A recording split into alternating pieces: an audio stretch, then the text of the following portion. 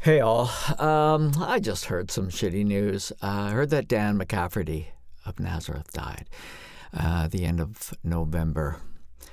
And back in the day, I had the opportunity to work with Nazareth for a couple of months, so I thought I'd just talk about that for a minute. Man, those guys were so awesome. I worked with them in 1983 on the Sound Elixir album. So Dan McCafferty on vocals, Pete Agnew on bass, Manny Charlton on guitar, and Daryl Sweet on drums. And I was Daryl Sweet's drum tech.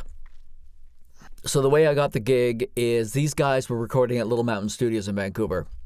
This was in the heyday of Little Mountain.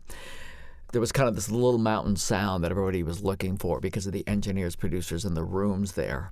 Everybody from Aerosmith, Bon Jovi, Metallica, and Loverboy, and all these bands were recording there. And I was in the studio a lot. So also in Vancouver, a few blocks away, was Drums Only, which was reported as the biggest drum store in the world. It was run by Ray Ayotte of Ayotte Drums, and my wife at the time was working there. Nazareth came to town to record an album there. They live in Scotland, and they were looking for a drum tech, someone to come and change heads and tune drums, and I got recommended for the gig.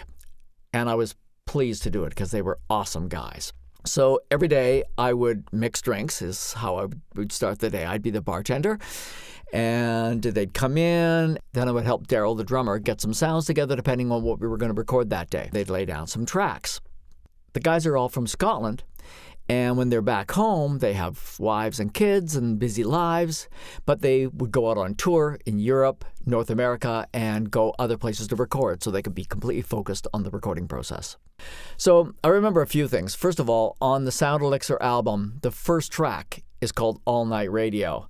And the first thing you hear on that track is this weird, like, electronic sound, like a loop with some guitar over it. That's the pinball machine that was at the recording studio. They had pool tables, pinball machines, because while some of the band are in recording, the other guys are sitting around for hours and hours and hours. So they had all sorts of opportunities to keep people busy, movies to watch and stuff. So they loved the sound of this pinball machine. I can't remember what it was called. So they put a mic on it, recorded it up, and that's the beginning of that song, All Night Radio. Dan's voice was amazing. So powerful, so original. I remember in the mid-'70s listening to a lot of Nazareth, like having an 8-track. We'd play loud all the time. Listening to those albums with Hair of the Dog and Razmanaz and Love Hurts, all that kind of stuff. Just powerful, heavy rock stuff, and I loved it. I loved it. And when I worked with the guys, boy, they were just still so on their game. They're just so passionate and into it. And Dan's voice, his voice has this tension, this rawness and dryness to it. And it sounds painful, almost listening to him. But it's like nothing else in rock and roll. I just love that. Daryl was an amazing drummer and a real sweet guy. And Daryl Sweet, the drummer who I was working for, he died a few years ago as well. I was very sorry to hear that. And Pete Agnew, the bass player in the band, his son took over as the drummer when Daryl died. And I'll tell you, sometimes Daryl would drink a fair bit because you're in the studio like, 18 hours a day or something. And I remember there's times where I thought, wow, is he going to be able to play? Like he's had quite a bit to drink. I mean, come on, he's Scottish. And he'd sit down at his kit and just be like a clock, like a machine, just incredible. His walking wasn't so good, but his drumming was incredible. Anyway, what else do I remember? Everybody was trying to get this gated reverb drum sound that was first made popular on In the Air Tonight by Phil Collins. And the sound was actually invented or discovered by accident because they were listening through a talkback mic on the desk, on the recording desk, and it kind of has a gate and it shuts off, and they heard that and went, that's a cool sound, how can we do that? Anyway, everybody was chasing that sound at this time. So that was one of the things, if you listen to that song, All Night Radio, you'll hear that gated drum sound. We worked really hard to replicate that sound that was so hip. Hounds of Love, Kate Bush. A few years later, Prince, Would I Die For You? Everybody was using that.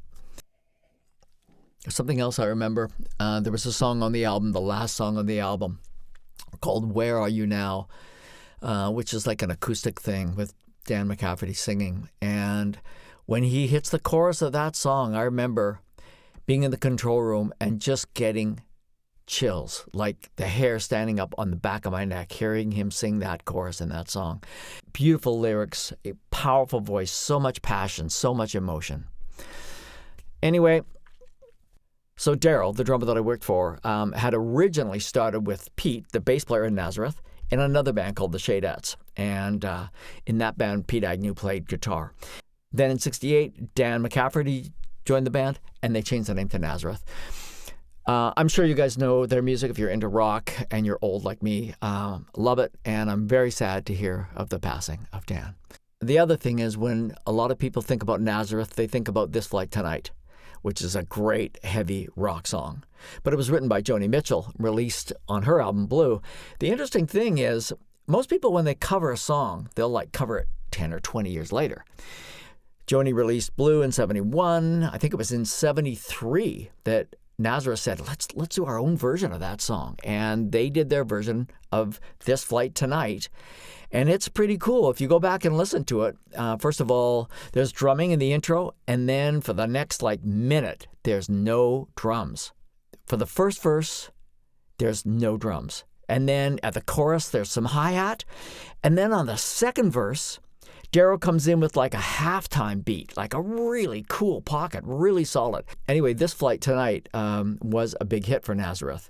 Rumor has it that it became this really popular hit really quickly. And one time when Joni Mitchell was on tour, she came on stage and she says, I'm going to open with a Nazareth song because their version of it was such a big hit.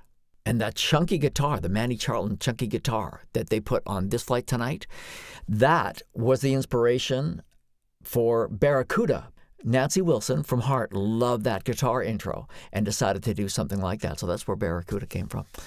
Anyway, that's all I got for now.